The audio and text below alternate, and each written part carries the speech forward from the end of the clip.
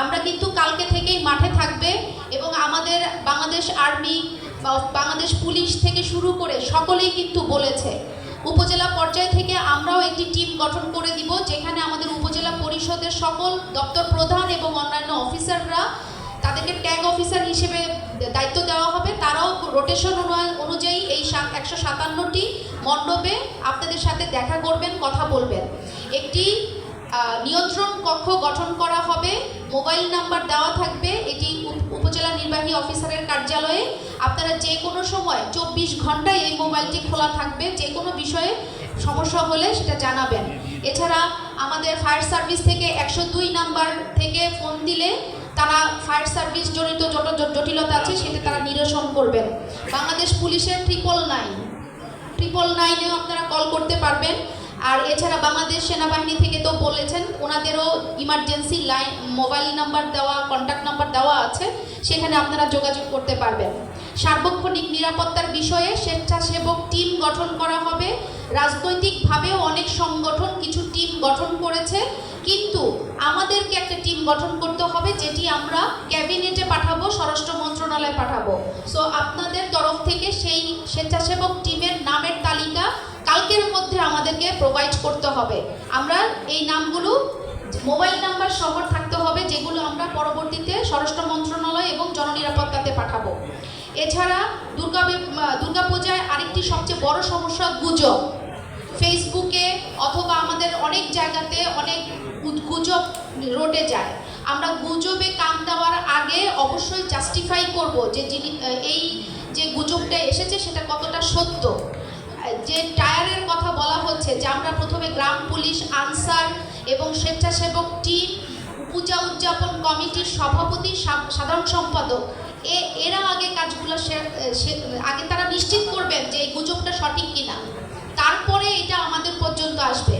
আমরা না ব্যর্থ হলে, আমরা যদি কোনো কারণে ব্যর্থ হই, তখন আমাদের পাশে র্যাব আছে, বাংলাদেশ সেনাবাহিনী আছে।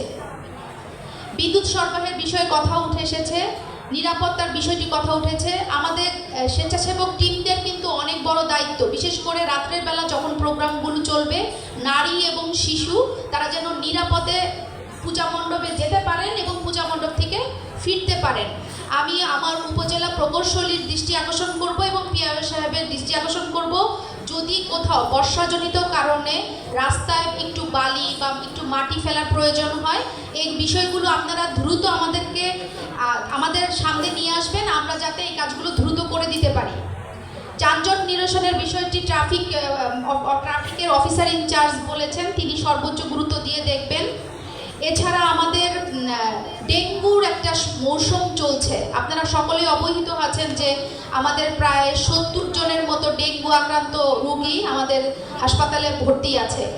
আর এই ক্ষেত্রে যেটা আমি রিকোয়েস্ট করব, এখানে চেয়ারম্যান হিসেবে একজনই আছেন, বাকি সকল দায়িত্ব আমাদের প্রশাসনিক কর্মকর্তাদের। তো তাদেরকে আমি সকলকে রিকোয়েস্ট করব, আপনারা একটু ইউনিয়নের প্রশাসনিক কর্মকর্তা, ইউনিয়নের যে সচিব, আপনারা যাদেরকে সচিব বলতেন, সেই প্রশাসনিক কর্মকর্তাদের সাথে যোগাযোগ করবেন। তাদেরকে 2টা করে মেশিন দেওয়া আছে, ওষুধ দেওয়া আছে, তারা যেন পূজা মণ্ডপের আশেপাশে এই ডেঙ্গুর ওষুধগুলো যেন ঠিকমতো স্প্রে করে। এটা আপনারা একটু কথা বলে যোগাযোগ করে ম্যানেজ করে নেবেন, আমরা রেজুলেশনে এই বিষয়টি রাখবো।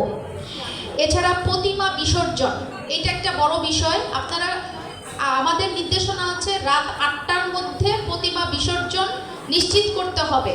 এটা কি এখানে সম্ভব কিনা আমি একটু জানতে চাচ্ছি। আমাকে বলেন যে কয়টা হলে আপনাদের জন্য ভালো হয়।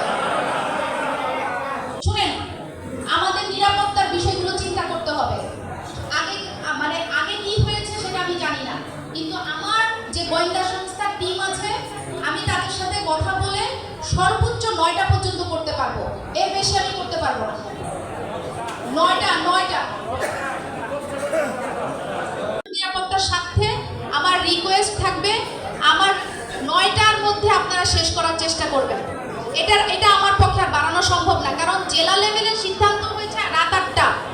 আপনাদেরকে আমরা তার সুযোগ দিয়ে দিচ্ছি 9টা পর্যন্ত, এর বেশি আমার পক্ষে সম্ভব না। প্লিজ এই রিকোয়েস্ট আমাকে করবেন না।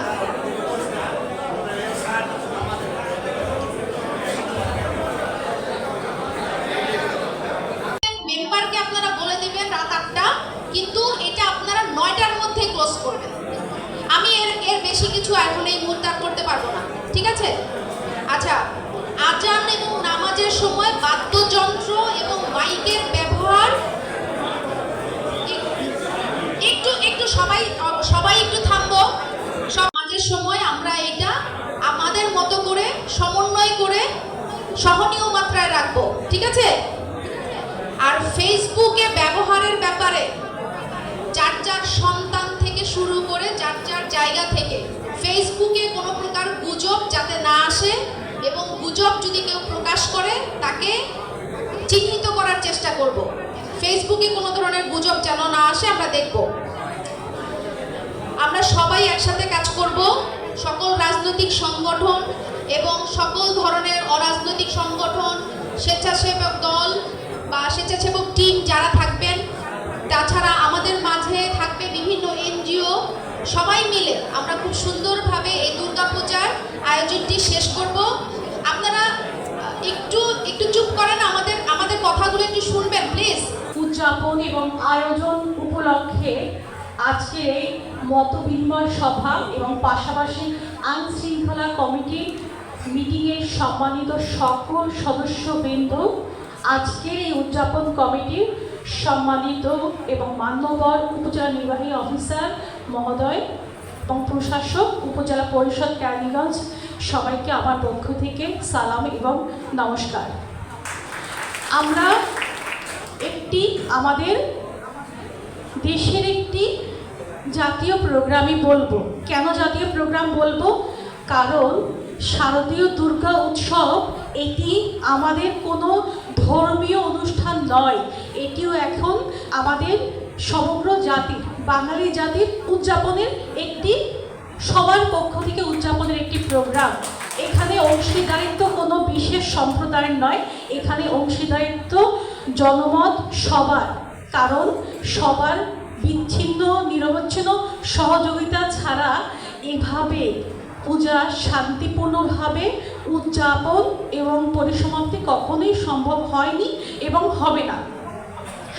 আজকের এই পূজা উদযাপন কমিটির সাথে যারা সম্পৃক্ত রয়েছেন, উপজেলার সকল পর্যায়ের দপ্তর প্রধানগণ, আইন শৃঙ্খলা বাহিনীর সকল, এবং আমার সামনে উপস্থিত সকল উদযাপন কমিটির সম্মানিত সভাপতি, সম্পাদক বৃন্দ, সুধীবৃন্দ, এলাকার গণ্যমান্য স্থানীয় ব্যক্তিবর্গ, রাজনৈতিক ব্যক্তিবর্গ, প্রিন্ট ও ইলেকট্রনিক মিডিয়ার সাংবাদিক ভাইবৃন্দ এবং আমাদের সকলের শক্তি ছাত্র বৈষম্য বিরোধী আন্দোলনের ছাত্র জনতা, সবাইকে আমার অনুরোধ, আমরা আমাদের হাতে মাত্র 4টা দিনের পুজো উৎসব, সপ্তমী, অষ্টমী, নবমী, দশমী, ষষ্ঠী থেকে বোধন থেকে শুরু। আমরা এই পুজোর এই কয়টা দিন সবাই মিলে এমন একটি সুন্দরভাবে শারদীয় দুর্গা উৎসবটাকে আয়োজন করব এবং সমাপ্ত করব, যেটা আমাদের সমগ্র বাংলাদেশের মধ্যে কেরানীগঞ্জের উদযাপনটা হবে একটি দর্শন হিসেবে, সবার কাছে একটি আলোচনার ভাষা হিসেবে, যে কেরানীগঞ্জ উপজেলার 157টি 12টি ইউনিয়নের 157টি কেন্দ্রতে কোনো কেন্দ্রে কোনো বিচ্ছিন্ন ঘটনা ঘটেনি, সমস্ত কেন্দ্রে সুন্দরভাবে পুজো উদযাপন করা হয়েছে। এর সাথে আমরা সবাই সম্পৃক্ত থাকব এবং আমাদের সকলের সহযোগিতা আমি কামনা করছি। আর আমরা আছি যে কোনো বিশেষ প্রয়োজনে, আছেন আমাদের ইয়মো স্যার আছেন, তার সাথে আমরা সবাই আছি।